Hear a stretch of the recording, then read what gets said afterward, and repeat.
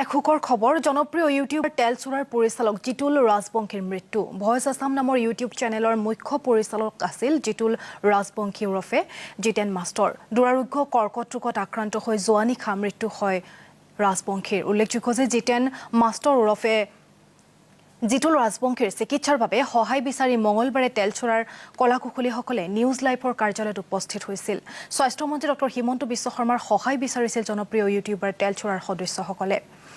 কিন্তু মঙলবাৰে নিশালৈ শেষ নিশ্বাস ত্যাগ কৰে ৰাজবংশীয়ে যোৱা সপ্তাহত চেন্নাইৰ পৰা কৰ্কট ৰোগৰ চিকিৎসা কৰি ঘৰলৈ উভতিছিল জিতুল ৰাজবংশী তামুলপুৰৰ সৌৰাগুৰিৰ বাসিন্দা আছিল জিতুল ৰাজবংশী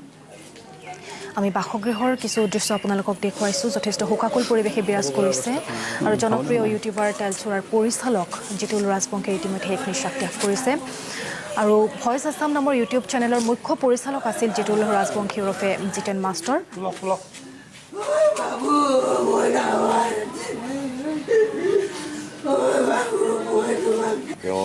তেলচুৰাক লৈ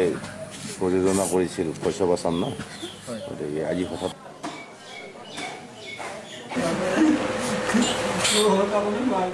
জিতেন মাষ্টৰ বুলি হয়তো বহুতে জানে কিন্তু এখন মধ্যবিত্ত ঘৰৰ পৰা তেখেতে MA পাছ কৰি চাকৰি ল'বলৈ সক্ষম হৈছিল টেটত তেখেতে চাকৰি কৰিছিল কিন্তু